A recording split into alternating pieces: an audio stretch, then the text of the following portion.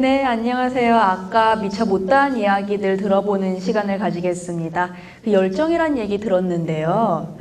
자기가 좋아서 하는 거는 아무도 못 말릴 것 같다는 생각이 들었습니다. 네, 켄트님은 어떤 걸 느끼셨는지 한마디 해주세요. 저는 우리 그 이건희 선생님의 이 목소리가 너무 자분자분 이렇게 해가지고 굉장히 힘들었어요. 졸리다가 또 듣다가 졸리다가 듣다가 되게 꿈속에서 강연을 들었던 것 같은. 그래서 아마 우리 이건희 선생님이 젊은 시절에 이 여성을 유혹할 때 굉장히 효과적이셨을 것 같아요. 그 목소리가 되게 감미로워서 이게 하셨는데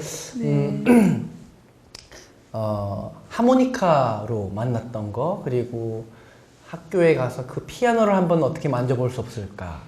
저 그 얘기를 들으면서 참 많은 학교의 아이들이 만지고 싶어도 못 만지고, 네. 결국 제대로 된 학교라면 아이들한테 그런 기회를 주고 그걸 만져볼 수 있게 하고 그걸 해부해 보게 하고 그렇게 해야 되는데 결국 배울 사람은 배우고 갈 사람은 가게 되는구나, 하게 될 사람은 결국 하게 되는구나, 누구도 못 말리는구나. 네. 그 생각이 들었어요, 저는.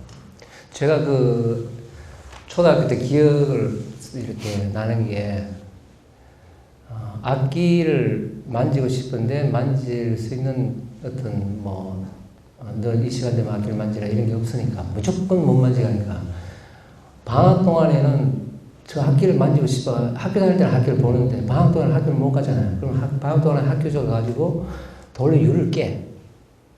그 유리창이잖아요. 유리 깨고 들어가요. 들어가가지고 그 악기, 피아노 아닌 다른 악기도 있어요. 만지다가 숙직 쓰는 선생님한테 들켜가지고 그냥 싸대기 몇 대 맞으면 되니까. 어떤 그런 기억도 있고. 아, 진짜 열정이네요. 지금 생각해보면 그렇죠. 그때는 어찌 그게 유일한 제한테는 지금을 치면 뭐야? 스마트폰이죠. 그 10시간도 더 볼 수 있는 그 스마트폰 같은 네. 존재였네요, 악기가. 왠지 그 악기 나오는 그 정해진 그 평균율의 그 소리가 저는 지금 생각해보면은 물론 이제 감각을 탁월하는 거에 대해 가지고는 감사한 일이지만은 근데 그걸 지금 음악이나 운동에 대해가 끼가 있고 운동신경 발달된 사람이 상당히 많잖아요. 근데 그걸 이렇게 길러져 가지고 상품화 될 때까지 그 과정을 못 하면은 그냥 어떤 팬으로 이 방청객의 관객으로 남는 거고, 그거를 계속 지속적으로 자기가 끝까지 이렇게 간다면은 자기가 생각하는 어떤 그런 선까지 갈 수 있지 않을까라는 생각이 드는 거죠. 네, 이야기를 들으면서 이런 생각이 들었어요. 그 어떤 원석이라도 뼈를 깎는 노력이 있어야 보석이 될 수 있다. 네. 어쩌면 그 안타깝다는 생각도 들었는데, 모두가 원석일 수 있잖아요. 그런데 그 환경을 잘 못 만나서, 그리고 본인이 어떻게 노력을 해야 될지 몰라서 보석으로 거듭되지 못하고 이렇게 방청객으로 머물러 있는 거. 방청객분들에게 욕하는 건 아닙니다. 네. 안타까운 생각이 들었어요. 그러니까 제가 학교에서도 그러죠. 너는 무대가 목적이냐, 밑에서 관객이 목적이냐. 무대와 관객은 자기가 이렇게 큰 차이 없지만 그게 노력을 하고 안 하고의 차이. 그리고 본인이 끝까지 어떤 그런 목적을 가지고 끝까지 안 가면은 무대는 쉬운 것 같지만은 무대도 무대 나름이잖아요. 그렇죠? 그래서 그 무대에 머물 것이냐, 객석에 머물 것이냐, 그렇게 아주 냉정하게 이렇게 갈림이 되기 때문에 그런 거에 대한 이야기 듣고, 그리고 악기를 제가 어린 시절에 그런 거이기 때문에 지금 학교에 군대에 있을 때도 그렇고 고등학교 때도 그렇고 남의 악기를 못 만지겠어요. 그 위기 질서라든가 군기가 어떤 이게 흩어진다는데, 저는 학교에서 웬만하면 악기를 다 만지게 해요. 너 이거 해봐. 방상벌 시간에 이거 해봐. 너 이거 해봤어? 조금 그럼 해봐. 막 이렇게 하도록 처음부터 장사를 먹고 못하는 거는 죄가 아니다. 근데 배웠는데도 안 하는 게 죄인데 해봐. 그렇게 시간이 지나면서 악기 이런 악기 저런 악기 내가 경험을 하고 이렇게. 지금 뭐 이런 마인드를 갖고 계신 선생님이 많아야 되는데 이런 마인드를 갖고 계신 선생님이나 어른들이 참 없어요. 부족했고 부족하고 있다라는 거 아직도. 제가 그렇게 당했으니까 그렇겠죠 아무래도. 근데 우리 한국이라는 국가가 참 이 군사 국가가 아니었나 싶어요. 저는 감히 이야기하자면 위계 질서가 네. 이게 꼭 어떤 정권 그 이전부터 조선 시대부터 그 이전부터 우리가 그 위계 질서 유교적인 그게 거의 군사적 수준 아닌가. 그 저는 한국이 참 우리가 일반 사람들도 참 군사적이구나. 이렇게 아까 때렸다 하셨잖아요. 이렇게 경비 아저씨가 때리고 뭐 선배가 때리고 이제 그걸 맞으면서도 참 좋았다라고 하셨던 거 보면서 조금 빗나간 이야기인데 제가 고등학교 때는 여름에 우리 그 자연에 이렇게 몇감으로 많이 다니잖아요. 여름 되면은. 근데 여름 되면 반바지를 잘 못 입었어요. 늘 허벅지에 시퍼렇게 멍이 들어 있었기 때문에. 항상 맞으셨군요. 늘. 그러니까 이거는 뭐 지나간 이야기고 지금 이런 이야기도 아무 뭐 어떤 법적인 문제는 없는데 예전에는 다 어떤 그런 시대였기 때문에 그런데 하루에도 이 야구 빵망이 같은 거로 해가지고 하루에도 적어도 30대 정도 안 맞으면은 이튿날 배로 맞아요. 근데 그게 군대에도 그렇고 근데 이게 저도 피해자지만은 저도 가해자가 되는 거야. 왜? 저도 선배가 되면 군대 가면 또 쫄병 때는 당하고 고참 되면 또 배운 게 되풀이하고 룰이니까 그렇게 해야만 되는 줄 알고 똑같은 이 박스 안에 다 같은 희생자들이죠. 그러니까. 그런데 제가 군대 고등학교를 졸업을 하고 원래 2016년 설날에 처음으로 만났어요. 누구를요? 우리 고등학교 때 나를 때리고 내가 이때는 우리 한 4대 이 선후배 저를 중심으로 해가지고 저는 이제 음악을 하고 있으니까 네. 이제 나머지 분들은 다 이제 다른 일로 하는데 음악 쪽에 일하는 거는 지금 뭐 거의 학교 전통이나 뭐 이렇게 봐도 유일하게 제밖에 없으니까 제가 중심 돼가지고 이렇게 처음 만나는데 선배들은 내가 들어가니까 먼저 약간 어떤 장난기도 있지만은 전부 다 미안하다고 다 고개를 숙이더라고요. 그러나 왜 이러냐. 내 후배도 있는데 내 똑같은 건데 그런 마음이 안 사라지는 거야. 내가 맞은 것도 있지만은 내가 또 밑에 후배들을 또 그랬으니까 여기 있는 사람들은 우리 똑같은 다 피해자고 희생자다. 그 시대에. 그래서 이번에 그러니까 졸업을 하고 뭐 한 33년 만에 처음 만났죠. 지금 우리 이건희 선생님이 해주신 말씀은 우리 모두가 반성을 해야 하는 거인 것 같아요. 우리 참 폭력이 난무했던 시대였었고 그 폭력이 당연하다는 듯이 네. 그렇게 따지면 지금도 패야죠. 지금도 선생님 요즘은 이제 학생들이 선생님을 패는 이제 시대가 돼가지고 이제 바뀌어서 이제 그런데 참 우리가 그만큼 어쩌면 폭력이 난무했던 그 시기가 뭐냐면 그만큼 화가 많이 있었던 거고 분노에 가득 차 있었고 우리는 그 분노를 결국 약자한테 풀어왔었고 또 내가 강자가 되면 그것을 되풀이가 됐었고 우리 한국 사회 모두가 반성해야 하는 부분. 근데 이런 말씀을 오늘에서 이렇게 우리가 방송으로나 하시는데 참 용기 있으신 모습인 것 같아요. 저 개인적으로 진짜 오늘 용기 100배를 내고 이렇게 이야기 어디에 가가지고도 이런 공적인 자리에 이야기를 할 수가 없거든요. 그냥 사석에서 이야기하는데 저는 이런 이야기를 함으로써 또 지금 이 프로그램을 보시는 어떤 지금 젊은 시청자들, 시청자분들 각자 개인한테 어떤 적용돼 가지고 좀 도움이 될 만한 요소가 있다면은 저는 기꺼이 이런 이야기를 공개를 해도 괜찮다고 생각됩니다. 네. 그러니까 아직까지도 우리는 분노가 참 많은 사회에 네. 살고 있는 것 같아요. 지금까지도. 근데 예술이나 예능이나 우리가 창의적인 인간을 만들려고 한다면 우리가 한국이라는 나라의 발전을 네, 위해서 아까 말씀하셨던 것처럼 여러 가지 악기를 해봐. 이것도 해봐. 뭔가 이렇게 장려를 해야 되는데 자, 너는 피아노야. 넌 죽을 때까지 피아노만 쳐. 넌 전공이 피아노니까. 너는 전공이 연기니까 연기만 해야 돼. 뭔가를 가두고 규제하고 선을 긋는 게 아니라 우리 이건희 선생님이 하시는 것처럼 이것도 해보고 저것도 네. 해보고 그러다가 찾으면 되는 거고 그만큼 절실하면 뭔가를 이룰 거다. 그리고 또 지금 이제 혹시나 이제 음악 쪽에 이렇게 생각을 하시는 분들은 자기가 플레이어가 되든 아니면 컴포저가 되거든 일단은 연주가 제일 중요한 거기 때문에 연주가 되어야만 그 속에 작곡과 편곡이 자연스럽게 이렇게 생성되는 건데 제 기억에서는 제가 초등학교 때는 사물놀이를 제가 많이 했어요. 그러니까 사물놀이라는 용어는 뭐 제가 지금 잘못 들은 줄 알았어요. 사물놀이. 네네. 네. 그래서 팝 아티스트. 네, 사물놀이.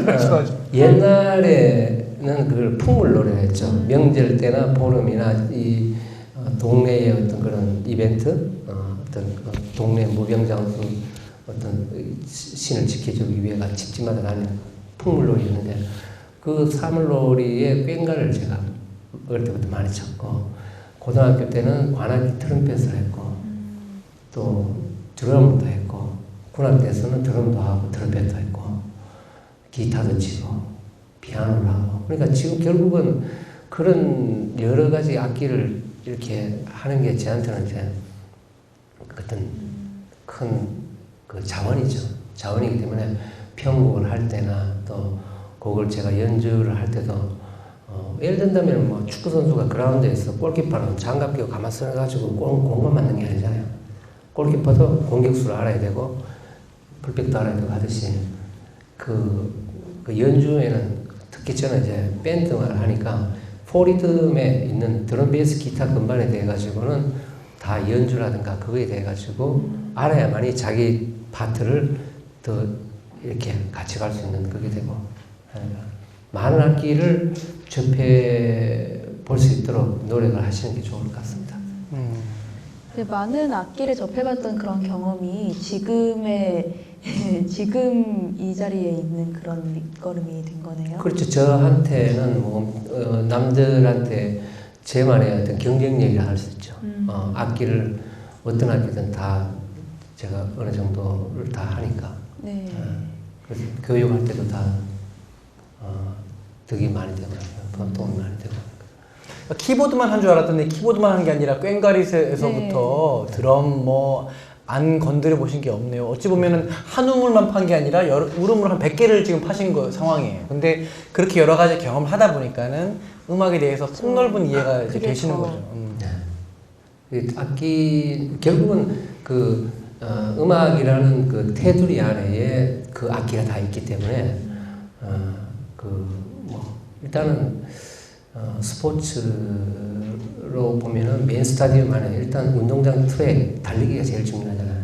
잘 달려야 다른 그 종목을 잘하게 되잖아요. 그러니까 이 음악도 결국은 큰 테두리 안에 리듬, 그 다음에 그 정해져 있는 그 스케일, 음감, 음계에 대한 어떤 그런 감각.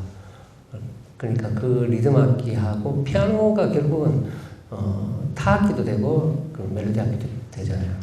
왜냐면은 드럼 악기하고 피아노 악기가 유일하게 에라를 양손을 다 쓰는 그래서 똑같거든요 이렇게. 네, 그렇기 때문에 학교에서 드러머들은 1학년 때 필수적으로 피아노를 수업을 하고 통과를 해야 되고 피아노는 또 당연히 드럼을 하고 리듬을 해가지고 통과를 해야 되는 게 당연한 건데 지금 아직 뭐 우리나라 다른 학교는 그렇게 시행하는지 모르겠는데 저는 제가 경험했을 때 일본에 학교 갔을 때 1학년 때는 제가 건반인데 건반 수업을 하나도 못 받았어요. 드럼만 했어요.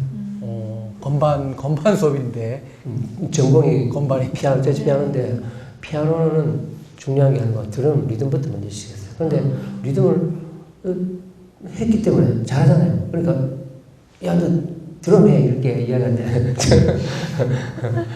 그런 그만큼 이제 그걸 하기 위해서는 일단은 뭐 운동도 공 차는 기술을 배우기 전에 일단은 체력과 스피드잖아요. 일단.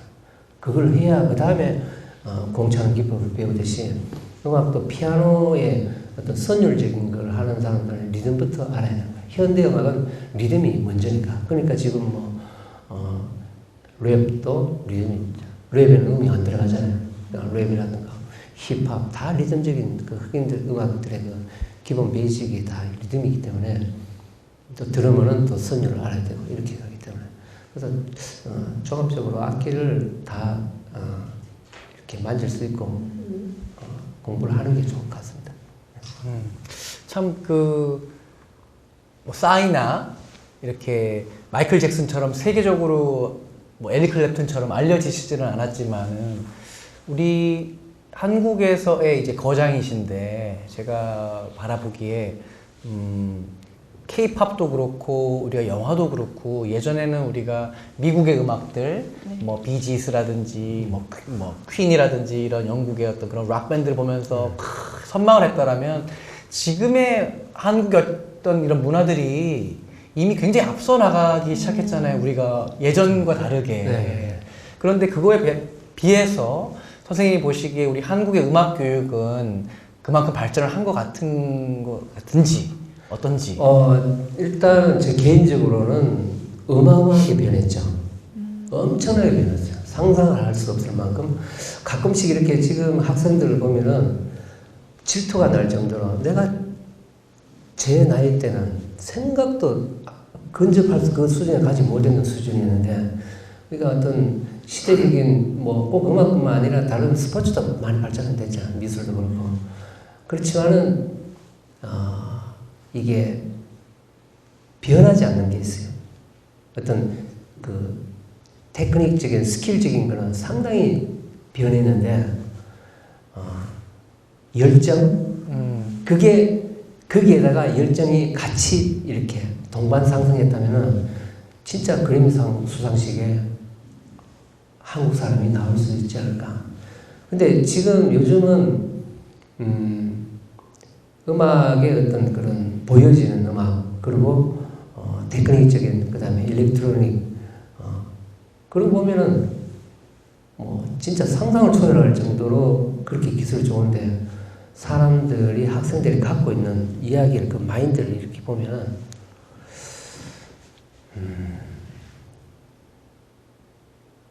저는 확신하죠. 네가 마음이 그렇게 네 마음가짐이 그렇게 변하지 않으면은 그냥 그건 기술로 끝나는 거다. 음악은 기술이 아니다 했잖아요. 네. 근데 기술은 안 배우면은 안 됩니다. 기술은 배워야만이 그 기술을 만질 수 있고 기계를 만지고 만드는 방법을 알지만 음악은 안 배워도 할 수 있는 게 음악이거든요. 음악을 안 배워도 되는 게 예술이거든요. 자, 지금 현재 기성세대에 활동하고 있는 뮤지션들, 그 다음에 뭐 방금 이야기했던 뭐 마이클 잭슨이라든가 해외 팝스타들 그런 사람들이 학교에서 음악 배웠습니까? 안 배웠잖아요. 제가 안 물어봐서 잘. 그렇죠. 그럼 우리나라에 지금 현재 제가 뭐 존경하는 분들 뭐 조용필 선배님이라든가 나훈아 선배님이라든가 어디 학교에서 배웠습니까? 조용필 선생님은 서울대 음대 나온 거 아닌가요? 아닙니다. 고등학교 중퇴입니다. 학교에서 배운 사람이 아무도 없습니다. 저도 제 연배의 선배들 중에 좀 희귀할 정도로 학교에 가가지고 제가 정리를 하는 유학 게 가시잖아요. 그렇죠. 흔치 않은 일입니다. 제 또래라든가 선배들은 학교에서 배운 사람이 거의 지금 손에 꼽아요. 몇 명 없습니다. 근데 후배들은 다르죠. 거의 다 처음부터 학교에서 배우죠. 그러니까 처음 시작 때부터 상당한 그런 테크닉적인 걸 갖고 있는데 거기에 한쪽만 이렇게 커져 있는 거죠. 음악은 그 테크닉과 갖고 있는 그 필적인 거, 예를 든다면은 글 쓰는 방법, 어떤 국문학과를 들어가가지고 글 쓰는 방법, 어떤 이런 거에 대해 가지고 배웠다 할지라도 본인이 책을 많이 읽지 않으면은 문장가 될 수가 없거든요. 네. 그죠? 똑같은 겁니다. 요리도 뭐 어떤 요리 학원에 가지고 요리를 그렇게 하는 뭐 자격증을 많이 했다도 본인이 요리를 많이 음식을 많이 먹고 분석을 하지 않으면 만나는 음식을 못 만들듯이 음악도 아무리 좋은 테크닉을 배웠다 하더라도 본인이 음악 안 듣고 음악에 대한 그런 깊은 어떤 해보나 이런 게 없으면은 그냥 걸어서 끝나는 거죠. 그냥 기술자에 불과한 거죠. 지금 다른 분야하고 똑같이 보면 안 됩니다. 이 예술과 기술은 엄연히 다르기 때문에 저는 시작이 안 배우고 제 열정을 했잖아요. 그래도 했잖아요. 숨기고 가시면은 지금 끝까지 갈 수 있어요, 그냥. 그런데 저는 어떤 제 운명이었는지 하여튼 제가 공부를 해가지고 이게 정체가 뭔지에 대해 가지고 알아야 되겠다는 그런 열망이 있었기 때문에 아기가 있는 가정의 가장으로 있는데 전세금을 빼들고 간다는 게 그것도 진짜 흔치 않은 일이고 요즘으로 따지면 이제 미친놈인 거죠. 그렇죠. 거의 게다가 애 아빠인데 네, 한달쟁이 주변에 이혼감이죠. 요즘으로 따지면. 그거 맞잖아요. 맞습니다. 주변에서 야, 네 생각 잘했다, 오케이라고 하는 사람은 한 사람도 없었고, 근데 딱 이야기하는 사람은 제가 그때 강산의 밴드를 제가 하고 있었거든요. 강산의 씨가 무명으로 있을 때부터 제가 강산의 씨하고 그때 한 5년 정도를 했는데, 그래서 그때의 그 노래가 너 할 수 있어 그 노래 아니에요? 예, 맞아요. 예. 그때 그때 거기에 기타를 치던 그 기타리스트가 이제 조용필과 위대한 탄생으로 일본에서 픽업돼 가지고 교포인데 왜 조용필 씨의 모나리자라는 곡 있죠. 그 기타를 치고 녹음하던 근데 그분이 이제 일본에 태어나가 30대까지 있다가 한국 와 살았기 때문에 제가 자문을 구할 수가 있었죠. 형 가면 어떠냐? 무조건 가라. 그래서 와이프하고 그 형이 오케이 뭐 나머지는 주변에 전부 다 야 왜 가냐 그냥 돈 잘 벌면 좋은데 그렇죠. 근데 대단한 게 사모님이 대단하시네요. 그래서 지금 아주 우리 집에 장관님을 제가 잘 모시죠. 장관 수준이 아니라 거의 대통령 아닌가요? 집에 가면 제가 비서입니다. 이제는 비서가 아니라 거의 머슴을 하셨네요. 머슴. 제가 하고 싶은 대로 다 살았기 때문에 이제는 완전히 노후는 끝이 나셨네요. 네, 승부수를 던진 거죠. 네. 그러니까 그 얘기를 들어보면 한 남자가 그렇게 뭔가 저는 이제 제가 3학년 때 어머니께서 이제 승부수를 띄우셔가지고 3살 배기 딸과 아들을 놔두고 이제 미국으로 이제 유학을 가셨는데 물론 이제 이혼하시고 제가 가셨고 얘기를 들어보면 이제 어머니도 예술 가셨기 때문에 그런 거고 그런 결국 누군가는 이제 희생을 하게 되는 거잖아요. 사모님은 그렇지. 큰 희생을 하신 거고 애 혼자 본다는 게 되게 거의 비인간적으로 힘들잖아요. 그게. 그냥 지금 다 신혼 장비 다 팔고 그냥 가방만 몇 개 들고 처갓집으로 그냥 갔죠. 그래서 저는 갔다 와가 신혼 장비 다시 다 결혼 2번 한 것 같이. 결혼 2번 하듯이. 사람은 그대로인데. 그렇게 했죠. 애는 좀 커져 있고. 그렇죠. 큰 애가 지금 이제 음악을 그대로 하고 있고 지금 대학 금제돼가지고 지금. 저는 꼬마 때 굉장히 음악을 싫어했었어요. 왜냐하면 6살 때 엄마가 태권도를 시키고 피아노를 시켰는데 이제 그때는 피아노가 되게 여성적이라고 생각을 했었고 그래서 이제 태권도하고 막 부수고 이런 걸 좋아해가지고 근데 크고 나서 제일 후회했던 게 이제 음악 안 했던 거. 그래서 고3 때 제가 미국에서 그때 이제 피아노를 좀 배우기 시작을 했어요. 그래서 이제 했었는데 지금 시간이 지나고 나서 보니까 선생님도 아시다시피 제가 힙합 좀 하잖아요. 이렇게. 진짜 대단한 사람이야. 여기서 해보라고 안 해요. 아, 예. 네. 저는 봤습니다. 프리스타일로. 이야. 근데 그게 이 자리에 지금 마이크 들고 이 진행 이게 아닌 것 같아. 뭔가 잘못하고 있는 것 같아. 대단한 사람이었어요. 저는 39에 음악을 만난 것 같아요. 39에 이제 그때 음악을 접하고 나서 어저께도 거의 매일 이제 제가 녹음 연습을 하고 있거든요, 집에서. 에이요 하면서. 힙합도 했다가 음악도 이제 어저께는 김광석 선생님의 노래들 들으면서 이제 같이 따라 부르기도 하고 하면서 느낀 게 뭐냐면 정말 운명이라는 게 꼬마 때는 참 싫어했던 음악이 그때 이제 그냥 얼떨결에 이제 만났는데 정말 너무나 소중한 친구를 만났다는 느낌이 들어요. 전혀 외롭지 않고 음악이 있을 때. 그래서 서태지라는 사람이 중학교 중퇴죠. 네. 근데 그 어떤 서울대 졸업하고 해외에서 박사학위를 받으신 그 어떤 분보다 커다란 음악의 족적을 남기셨잖아요. 그러니까 우리 한국 사회에서 바라보는 게 무슨 석사가 있어야 되고 박사가 있어야 되고 이름난 학교가 나온 게 아니라 결국 노래는 노래로 승부하는 거예요. 그림은 그림으로 승부하는 거지. 좋은 게 좋은 거고 결국 진짜 음악가들은 진짜 예술가들은 어떤 박사학위가 필요하지 않은 것 같아요. 왜냐하면 진짜 예술은 90대까지 살아있는 동안 그렇죠. 계속 활동을 하는 거기 때문에. 네. 음악은 길러지는 게 아니고 자기가 그렇게 살아야 됩니다. 정말 멋진 말이네요. 저는 그렇게 생각합니다. 누군가에 의해가 길러지는 거는 절대 될 수 없고 본인이 그렇게 살아야 되는 거고 그냥 꼴랑 그냥 졸업장 하나 딱 있다고 그렇죠. 난 음악가야. 그건 길러지는 거죠. 저는 지금 그 형님이나 누나나 저 집에 부모님한테도 솔직하게 제 음악 하는데 10원도 안 들어갔어요. 진짜. 내 교육을 내 열정을 했지. 음악 한다고 유학 간 것도 제가 다 자비라는 거고. 사실 유학 가가지고는 미국 학교 초가댁 돈으로 한 거 아니야? 아니. 시작은 제 전세금 가지고 했고 그 다음 학기는 미국 LA에 있는 라마라는 학교였습니다. 그 학교에서 키우는 전액 장학금 학생을 제가 선발해가지고 저는 절실했죠. 왜냐하면 삶이기 때문에. 그래서 전액 장학금으로 다녔고 그게 제 인생의 제일 훈장이었죠. 뭔가에 미칠 수 있다라는 거, 그리고 뭔가에 미쳐본 적이 있다라는 거, 그것만으로도 이건희 선생님은 참 인생을 성공하신 것 같아요. 많은 사람들은 이걸 할까? 저걸 할까? 그 결정조차 하지 못하는 그렇죠. 젊은이들이 많습니다, 지금. 네. 아까 말씀하신 것처럼 그냥 학교에 가라니까 학교 등록을 했어. 등록금은 부모님이 내. 근데 열심히 안 해.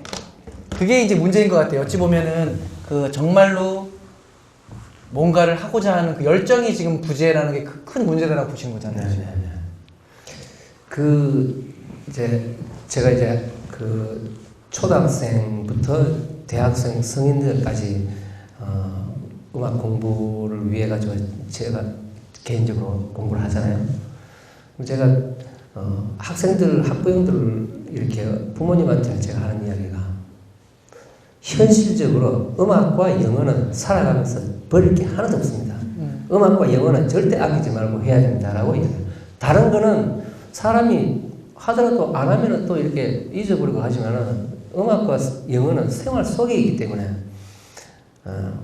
다들 잘 아시잖아요. 음악 용어 다 영어고 군사 용어 다 영어고 의학 용어 다 영어고 전문 어떤 메이저 프로페셔널의 어떤 그 장르는 다 영어가 있기 때문에 음악하고 영어는 아까워하시면 안 됩니다. 비록 음악을 한다 해가지고 다 음악가가 된다고 생각하는 건 그것 또한 잘못이다. 우리가 운동한다 해가 다 프로 선수가 돼야 되는 건 아니잖아요. 살아가는데 다 음악적인 요소가 눈만 뜨면은 음악으로 시작하는 거 하기 때문에 물론 이제 생각을 프로페셔널을 꿈꾸는 사람들은 제 이야기와 같이 이렇게 공감을 해가 가시면 되겠고 그 외에 아니더라도 음악은 우리 마음속에 보이지 않는 이 육체 외에 안 보이는 그 영혼 아니십니까? 영혼이 마른 사람보다는 촉촉한 게 좋잖아요. 그 촉촉함을 해주는 게 저는 음악이라고 생각하거든요. 참 멋진 말인 것 같아요. 영혼이 촉촉하게 되어진다. 네. 신디사이저 말씀하셔가지고 제가 그러니까 늦은 나이에 정말 저는 하버드에서 경제학과를 공부를 했고 미시경제, 거시경제 뭐 이런 경제학, 통계학 이런 걸 공부를 하다가 이게 어머니의 피가 무서웠는지 이 예술가적인 게 나와서 음악에 이제 빠졌는데 그 음악의 세계가 굉장히 광활하고 배울 게 되게 많고 되게 신기하고 영화 음악의 거장 그 누구죠 그 엔니오 모리코네. 맞아요. 네. 엔니오 모리코네가 한국에 방문을 했을 때 제가 저희 아버님이랑 부모님을 모시고 가서 들었었어요. 제가 비싸가지고 제가 싼 걸로 이제 해서 이제 가서 맨 뒤에서 들었었는데 그때 아버지랑 같이 석양의 무법자 노래를 듣는데 되게 행복했어요. 이제 어머니는 돌아가셨으니까는 그 부분은 슬펐지만은 내가 사랑하는 가족들과 이런 좋은 음악을 들을 때 사람이 가장 행복해질 때 향기와 음악인 필수인 것 같아요. 그렇죠. 그 음악으로 가지고 사람을 전 세상을 온 세상을 그 모리코네 아저씨는 할아버지잖아요. 근데 막 눈물이 나더라고요. 그 음악을 듣는데. 네. 그 음악이 이제 그 안에 그 머금고 있는 게 그 소리로 인해 가지고 각자의 추억으로 이렇게 인도해주는 안내해주는 메신저 역할을 해주죠. 그 음악을 들으면서 그때 내가 뭐 했던 그 장면, 그때 생각, 추억으로 돌아가게 해주는 그런 그 좀 무서운 거죠 이게. 이원희 선생님 보면 이제 일단 벌써 포스가 머리에서부터 포스가 이제 나오시잖아요. 이렇게 음악에 대한 포스가 지휘자의 느낌도 나고. 전 아닌데. 저는 참 고등학생 때 백남준 선생님을 뵙게 되고 그런 엔니오 모리코네 그런 콘서트도 가보고 에릭 클랩튼 아저씨께서 오셨을 적에 제가 고등학교 때 미국에서 혼자 공부 굉장히 외롭게 할 때 에릭 클랩튼 노래 들으면서 공부했었거든요. 근데 그때 그분이 내한 공연을 하셔서 가서 이제 그 기타 소리를 듣는데 그분 나이가 굉장히 많으시잖아요. 근데 인간의 소리가 아니다. 너무 그 소리가 너무 좋아서 잊을 수가 없더라고요, 제가. 저는 그런 분들은 진짜 좀 이렇게 청구할 수 있으면은 한 300살까지 좀 살게 해주셨으면 좋겠어. 진짜 진짜 이 인류를 위해 가지고 어마어마한 큰 존재고 그런 분이 왜 저는 이건희 선생님이 한 300살까지 좀 살았으면 좋겠습니다.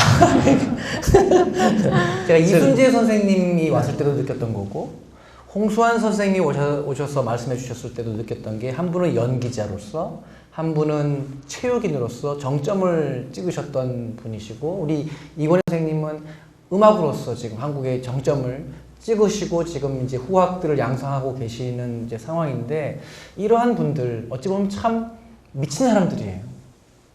학교에 창문까지 깨고 들어가가지고 그 열정으로 이런 열정을 가진 사람들이 참 드물다고 생각을 합니다. 이런 분들이 또 후학들을 많이 양성해 줘야 된다고 생각을 하는데 네, 질문이 들어왔네. 네. 네. 저도 그 영화 제목이 뭐였죠? 리플래시죠. 리플래시. 리플래시? 그 영화에. 네. 저도 그 영화를 보면서 사실은 깜짝 놀랐죠. 깜짝 놀랐고 제 개인적이지만은 저하고 비슷한 성향이 좀 있는 것 같은. 예전에 많이 그랬죠. 그런데 시간이 지나면은 그 상대방의 그 학생은 알죠. 왜냐면 걔들은 머물러 있는 게 성장을 하니까. 성장을 하면은 저분이 내한테 했을 때는 어떤 마음을 했다는 걸 알아요. 그래서 전 지금 학생들하고 교육을 한 지가 지금 이제 꽤 돼 가는데 초등학생 때 만난 애가 지금 거의 20대 후반 30대 돼 가지고 막 이렇게 활동하는 아이들도 있는데 물론 자기 길로 가는 학생들은 다 긍정적으로 저를 생각하겠지만은 음악 쪽을 안 간 사람들도 자기가 성장해가 성인이 됐을 때 그걸 저는 알이라고 생각하고 그리고 영화 내용 봤을 때 그 선생님은 전하는 그 메시지가 물론 그 감독님도 드럼을 했는 분이래.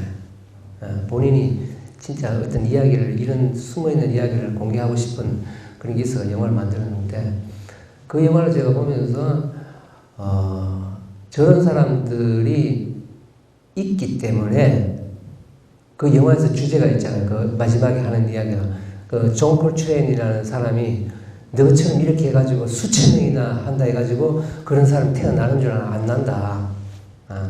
그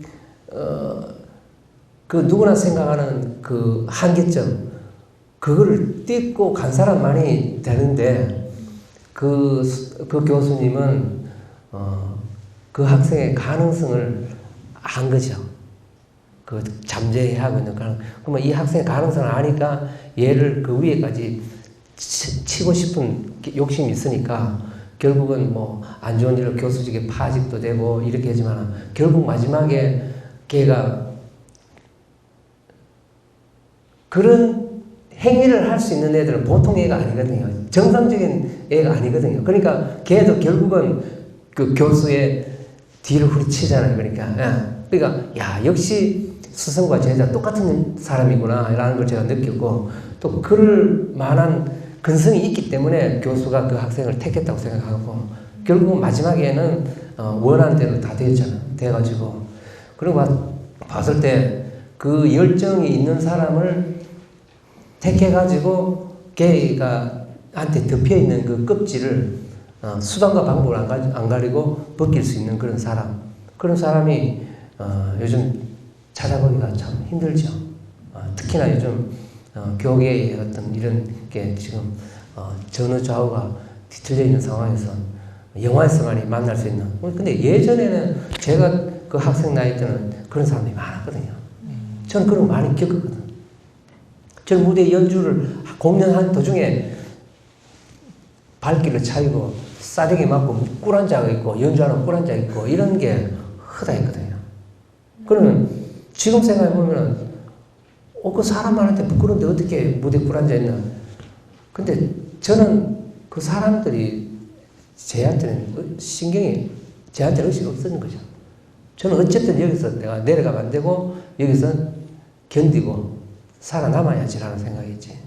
그러니까 그런 좀 방법의 차이가 좀 다르지만은 그 영화를 봤을 때 점점 사라져가는 어떤 그런 사람이 점점 없으니까 그런 큰 인물들이 이 주기적으로 봤을 때 예전보다 요즘 점점 나타나는 그런 인물들이 점점 줄어드는 것 같은 그런 거. 그 사랑과 평화가 그 발족이 된 거는 돌아가신 베이스 치시는 이남이 그 형님하고 지금 현재 있는 보컬리스트 이철호 그 두 분의 어떤 의해 가지고 건반 하시는 김명곤 씨와 기타 치시는 최희철 씨를 픽업을 했어요. 각자 따로따로 떨어져 있는 지방에 있는 사람들을 이렇게 픽업을 해가지고 사랑과 평화라는 팀을 만들었어요. 만들어가지고 그 이장희 씨가 그 통기타 포크송으로 한동안 뜬 메시지라는 곡을 만들어가지고 물론 일집에 이제 이장희 씨가 몇 곡을 했었어요. 해가지고 프로듀스를 해가지고 만들었는데 그 한동안 뜬 메시지라는 멜로디가 지금 우리가 귀에 이렇게 들려져 있는 그런 스타일이 아니고 그냥 통기타 주고 그냥 한동안 뜬 메시지 그다음에 뭐 웬일인가 궁금했었지 그냥 이렇게 아무 어떤 밋밋하게 통기타 주법으로 됐는데 제 무의식에 들어있는 노래인데 이거 꼬마꼬마들 들었다. 그냥 밋밋한 곡이었는데 여기에 새로운 골격과 옷과 메이크업을 쫙 넣은 게 연주 기법이죠. 그 사랑과 평화는 그 미팔군 부대의 그 미군 병사들을 주말마다 이렇게 회식을 하고 클럽이 있어야 되는데 원래는 해외 미국에서 뮤지션들을 초빙을 해가야 되는데 돈이 너무 많이 들어가니까 미군 부대에서 그러면 그 수준의 버금가는 국내 사람들을 섭외하면은 비용도 적게 들고 안 좋겠네 가지고 이제 공개 오디션을 보는 거죠. 그러면 우리나라 활동하고 있는 뮤지션 그 그룹 밴드들을 했는데 사랑과 평화는 스페셜 특 A 대여적으로 늘 그렇게 하면서 왜 사랑과 평화가 펑키와 소울 음악을 하게 됐냐면은 그 미군 부대에 그 흑인들의 정서를 그대로 달려줘야 되기 때문에 늘 흑인 음악을 해야만 되기 때문에 결국 사랑과 평화도 흑인 음악을 하는 그 시작했는 그 계기가 그 흑인들 그 클럽에서 연주를 해야 되니까 레파토리를 그렇게 하다 보니까 팀 색깔이 점점 더 펑키적인 요소로 가게 된 거죠. 그렇게 하다가 그러면 정규 라이센스를 내자 해가지고 그런 일집이 나왔는데 한동안 또 메시지를 완전히 펑키 버전으로 하니까 멜로디가 단순하던 멜로디가 완전히 펑키곡으로 바뀌어버렸잖아요. 그래서 그런 팀이 나왔는데 지금 현재는 이제 이남희 씨하고 건반을 하던 김명곤 씨, 그 다음에 드럼의 김태흥이라는 그 아주 명장들이죠. 세 분은 다 돌아가시고 지금 현존하는 분은 최희철 씨 기타 치시는 분, 최희철 씨는 솔로 활동하고 보컬 이철 씨는 아직까지 9집까지 활동을 하고 있습니다. 저도 같이 있고요. 네. 시간 관계상 더 많은 질문을 받을 수가 없어서 네, 마무리 멘트. 아쉽네요. 네. 네. 마음을 울리는 열정 그리고 그런 열정을 위한 노력들 참 이야기 잘 들었습니다. 우리 그 이권희 선생님 음악에 대한 이야기, 딴 데에서는 하지 못하셨던 그분의 과거 어린 시절부터 음악에 대한 그리고 본인의 삶에 주어진 그 열정 앞으로 더 많이 이렇게 폭발적으로 되셔서 한국 음악 발전에도 그리고 앞으로 후학 양성에도 더 빛을 내주시기 바랍니다. 오늘 와주셔서 너무너무 감사합니다. 감사합니다. 이 좋은 자리 또 같이 하게 되어 너무 기쁘고 좋은 시간이었습니다. 감사합니다. 감사합니다. 감사합니다.